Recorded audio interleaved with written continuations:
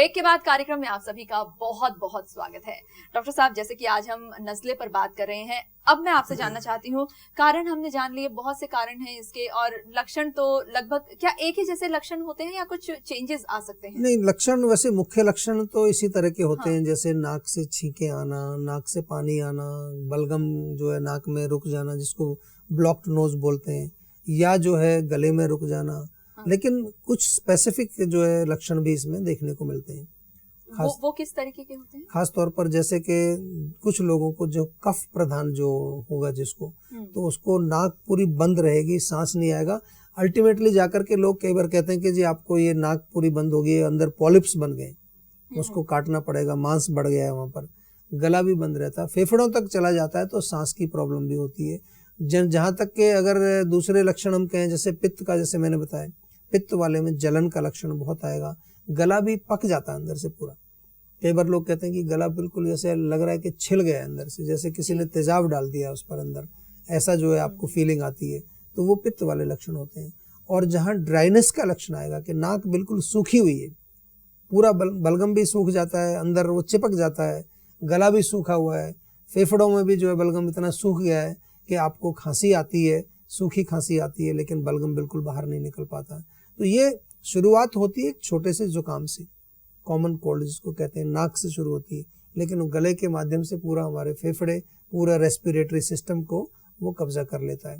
तो इसलिए जब भी आपको कोई लक्षण नाक में, गले में शुरू हो, उसको तुरंत वहीं पर ठीक करना चाहिए। और मुख्य रूप से जैसा मैंने बताया, जहाँ पर बहुत हैवीनेस, ब्लॉकेज है, कफ है, म्यूकस है, कफ हो गया, जहाँ पर जलन है, पित्त हो गया, जहाँ पर रुक्षता है, ड्राइनेस है, वात हो गया।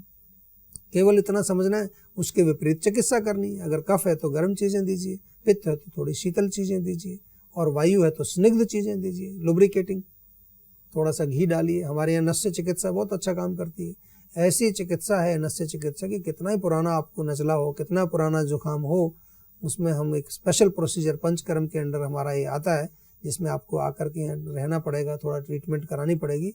पुराने से पुराने भी नज़ले के रोगी हमने देखे कि वो 7-8 दिन में इतना उनको लाभ मिलता है।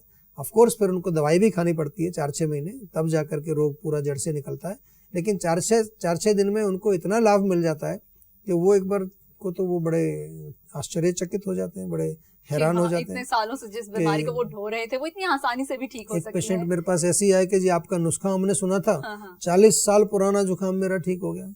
तो मुझे भी बड़ा अजीब लगा कि 40 साल पुराना बीमारी, एक छोटा सा नुस्खा जो मैंने अक्सर आमतौर पर मैं टीवी में कई बार बताता रहता हूँ, उसने कोई नुस्खा सुना, उसको प्रयोग किया, वो कह रहे जी मेरी तो जिंदगी बदल गई। तो आयुर्वेद में ऐसी शक्ति है, आयुर्वेदिक जड़ी बूटियों में ऐसी शक्ति है। केवल आवश्यकता इतनी है कि आप थोड़ी सी जागरूकता पैदा करें अपने अंदर।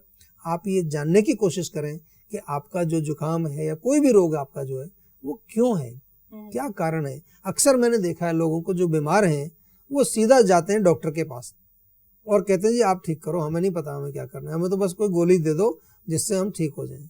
ऐसा नहीं होता है। आपको रिस्पॉन्सिबिलिटी लेनी पड़ेगी, जिम्मेदारी आपको लेनी पड़ेगी अपने शरीर को स्वस्थ रखने के लिए। आपका शरीर है, डॉक्टर का शरीर नहीं है, आपका शरीर है। क्योंकि डॉक्टर तो चेक करके आपको प्रिस्क्राइब करेगा, दवाई देगा, लेकिन क्या खाना है, क्या नहीं खाना है, कैसे रहना है, कब सोना है, कब उठना है, कब बैठना है, ये आयुर्वेद में हम बताते हैं। और ना सिर्फ आयुर्वेद में बताते हैं, बल्कि इस कार्यक्रम में भी लगातार हर एपिसोड में कुछ इसी तरीके की बातें जरूर होती हैं, जो कि हर घर के सदस्य के लिए बहुत ज्यादा लाभकारी साबित होती हैं। इस पर चर्चा करेंगे। फिलहाल एक और दर्शक हमारे साथ जुड़े हुए हैं, पूछिए अपना सवाल। हेलो डॉक्टर साहब, नमस्कार। मैं मैंक बोल रहा हूँ इलाहाबाद से। अच्छा सर, मेरी पित्त की थैली में पथरी है। पित्त की थैली में पथरी जो है, देखिए थोड़ा सा गंभीर विषय है जरूर, क्योंकि जो इसका उपचार है आपने भी सुना होगा डॉक्टरों से भी कि ऑपरेशन कराना पड़ता है इसमें। लेकिन सबसे पहली चीज़ ये है कि हम आपको बार बार यही बताते हैं कि ऑपरेशन एक ऐसी चीज़ है कि वो जब कोई भी आपको चारा नहीं दिखता तो ऑपरेशन कराना भी पड़ता है। लेकिन सबसे पहले हम समझें कि क्यों पित्त की थैली में जो पथरी होती है। 2 मुख्य कारण उसके, कफ की वृद्धि या पित्त की वृद्धि। पित्त की थैली है तो पित्त की वृद्धि तो उसमें होती ही होती है। तो सबसे पहले अपने भोजन को नियंत्रित करें, खान पान को शुद्ध करें। कुछ आयुर्वेद में औषधियाँ भी हैं जो खास तौर पर जो पित्त को या कफ को शमन करके, जो वहाँ पर जो एक तरह से जूसेस जो हैं, जो बाइल जूसेस होते हैं, वो हार्ड हो गए, स्टोन बन गए, उनको दोबारा से किस तरह से हम जो है लिक्विड बनाएं, ऐसी कुछ प्रयास हम लोग करते हैं। और उसमें 3-4 महीने दवाई खानी चाहिए। अगर आपको प्रयास करना है कि आयुर्वेदिक दवाई लें और हम ऑपरेशन ना कराना चाहें तो 2-3 महीने आप बिल्कुल दवाई पहले लीजिए, उसके पश्चात फिर अल्ट्रासाउंड करा के देखिए। और अल्ट्रासाउंड में अगर हमें दिखता है कि भाई कुछ कमी आई है साइज में या नंबर्स में, तो फिर उसको 8-10 महीने कंटिन्यूस खाना पड़ता है। दवाइयाँ हैं कुछ आयुर्वेद में, इसका उपचार लिखा है आयुर्वेद के अंदर, वो आप जरूर सेवन करके देख सकते हैं। खाने पीने में चाय, कॉफ़ी, मिर्ची, मसाले, तली चीज़ें, भुनी चीज़ें, जो बहुत गरिष्ठ भोजन है, कफ वाली चीज़ें, उनका बिल्कुल सेवन मत करिए आप। थोड़ा सा जो है हल्का भोजन आराम से जो पच जाए, तो आधी जो सिम्टम्स हैं उसी से ठीक हो जाएंगे आप। नेचुरल जब आप खान पान पर आ जाते हैं, नेचुरल जब आप लाइफस्टाइल पर आ जाते हैं, तो आधा तो आपका शरीर उसी से ठीक हो जाता है। और हमारी बॉडी के अंदर भी एक हीलिंग कैपेसिटी है। आज ऐसा पूरे विश्व में लोग मानते हैं कि बॉडी हील्स इटसेल्फ, तो उसकी भी जो है आपको यूज़ करना चाहिए, उस हीलिंग पावर को भी यूज़ करना चाहिए। और उसी के लिए हम आयुर्वेद में बार बार आपको कहते हैं कि जब आप एक बैलेंस में आ जाते हैं, एक साम्य अवस्था में जब आप आ जाते हैं, तो आपकी बॉडी भी अपने आप हील करना शुरू कर देती है। जी बिल्कुल, ये जो ट्रीटमेंट है, उम्मीद करती हूँ इस ट्रीटमेंट का ये पूरा फायदा उठाएंगे। तो दोस्तों, आप भी इस कार्यक्रम को ना केवल सुनिए और उसके बाद नजरअंदाज कर दीजिए, बल्कि इस कार्यक्रम का आप पूरा फायदा उठा सकते हैं। अभी जो नंबर मैं आपको बताने जा रही हूँ, वो नंबर आपके लिए, आपके जो अपने हैं उनके लिए बहुत ज्यादा लाभकारी साबित होगा।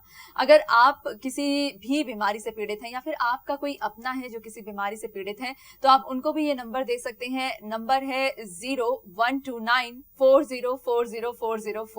एक ऐसा नंबर है जिस पर आपको अपनी कॉल रजिस्टर करानी है और उसके बाद जीवा के डॉक्टर्स खुद आपको फोन करेंगे, आपकी समस्या को सुनेंगे, समझेंगे और उसका सही ट्रीटमेंट आपको बताएंगे। आप ईमेल भी कर सकते हैं। ईमेल आईडी है info@jiva.com और साथ ही साथ आप वेबसाइट पर भी लॉग इन कर सकते हैं www.jiva.com। अभी यहाँ पर डॉक्टर साहब बस यही कहना चाहूंगी, हालांकि बहुत से सवाल अभी भी हमारे पास हैं और हमारे बहुत से दर्शक हैं जो कि आपसे बात करना चाहते हैं, लेकिन वक्त की इतनी कमी होती है और उस छोटे से वक्त में हम कोशिश करते हैं बहुत सी चीजें समेटने की। फिलहाल आज आपने अपना कीमती वक्त दिया, बहुत बहुत शुक्रिया। नमस्कार। तो हमारी आज की पेशकश में बस इतना ही। नए एपिसोड में नई जानकारी के साथ फिर से हाजिर होंगे। तब तक के लिए आप हंसते रहिए, मुस्कुराते रहिए, स्वस्थ रहिए। दीजिए इजाजत। नमस्कार।